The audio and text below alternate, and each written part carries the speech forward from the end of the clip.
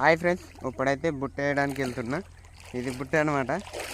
బుట్టి బియ్యం అన్నము రెండు కలిపిన ఈ బుట్టి వేసి బుట్టి పెట్టి బుట్టలా ఇవి చల్లాలన్నమాట.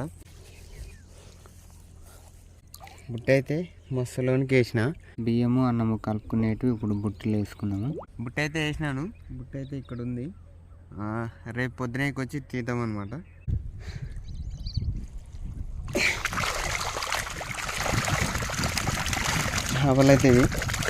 చేపలు అయితే పన్నాయన్నమాట. మినిమం 5-6 కేజీలు పడింది.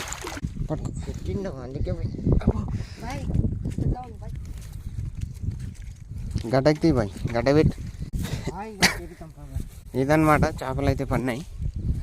మినిమం ఒక 5 కేజీలు ఉంటాయి. చేపలు అయితే 5 కేజీలు పన్నాయి. అటు తిన్నికి రాదు బాయ్.